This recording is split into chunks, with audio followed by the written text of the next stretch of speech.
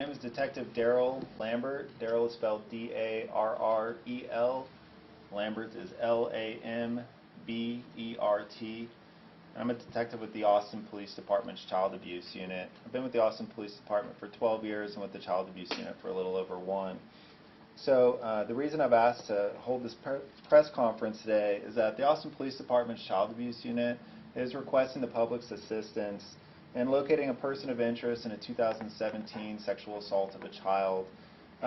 So the incident began when a man believed to be 39-year-old Terry McVade, whose photo you all should have, forced his way into a residence and sexually assaulted a 16-year-old female. This investigation has been ongoing since the assault. However, new physical evidence has recently become available that links McVade to the crime. Detectives believe that Terry McVade is in the Austin area and have been actively searching for him. So if anyone has information about the whereabouts of Terry McVade, they're asked to call Crime Stoppers tip line at 512-472-TIPS, which is 8477, or the APD Child Abuse Unit at 512-974-6880, or of course if there's an emergency you can call 911. And in terms of the investigation, after the assault, it was reported right away, and the victim had a sexual assault exam that was done, and then that exam resulted in DNA evidence that has then been submitted into the CODIS system. And CODIS is a system that's run by the FBI, and it maintains samples of known persons. And when you have a case like this where there is a stranger's or an unknown person's DNA, it's put into the system, and periodically it results in hits or matches. And so that's the match that led us to identify Terry McVade as a person of interest in this case. Through that result came back at the end of October 2019, and I was assigned the follow-up for that result the very next day. So I've been unable to get in touch with Terry McVade. So if anybody has any information about where he is, what car he drives, any sort of phone numbers or social media accounts, if you could call those numbers that we discussed, that would be really helpful. If anybody has any questions. Do you know why it took 3 years for the system to hit? So these results come back at a time when they come back. The unknown person's DNA that was developed was located in a timely fashion, which was within 8 months of being submitted, which is standard. And once that's submitted into CODIS, there's really no telling when the match is made. It could be that the suspect's DNA wasn't already in there, but I do know that once these samples are submitted, that they are constantly being checked against known samples. And so I can't really speak to why exactly it was, how long it was.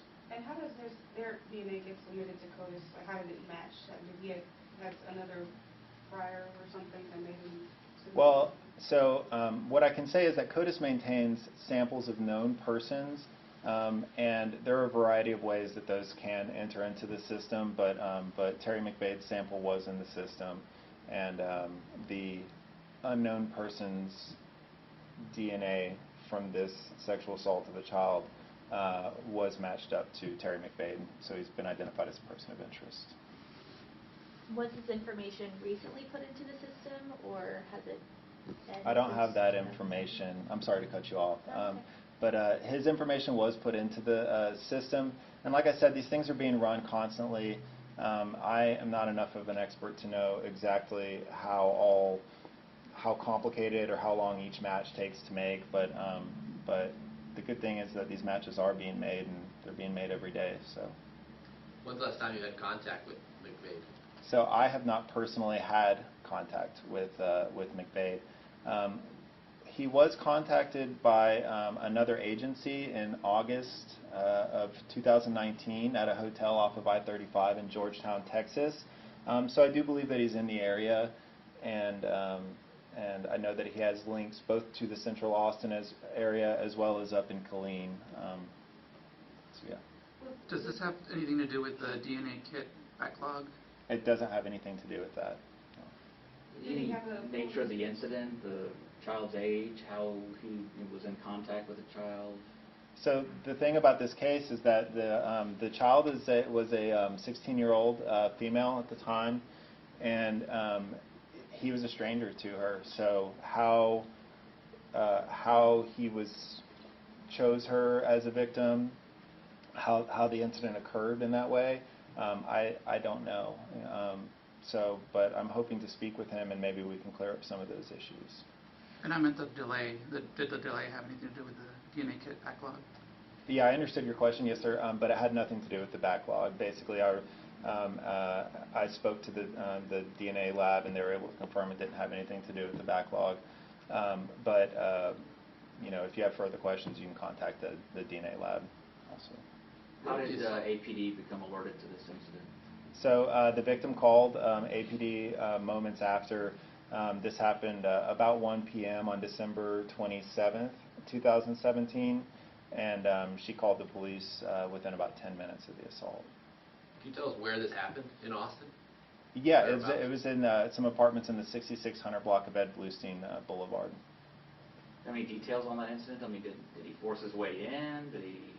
Yeah, he did force his way in. At the time, the victim was at the apartment alone, and she heard a knock on the door, and an unknown male forced his way in, and she was able to describe him. And I can say that the physical descriptors that she provided at the time are consistent with Terry McVeigh's. Does he have a violent criminal history? I can't speak to that. We'll take one more question. Is he considered dangerous to the public? What I can say right now is he's a person of interest. The person who committed this crime I would consider dangerous to the public. I have not been able to positively and finally link him to that, to be that person. But like I said, he's a person of interest. And if anyone has any information, please call the numbers that are listed. Thank you for your time.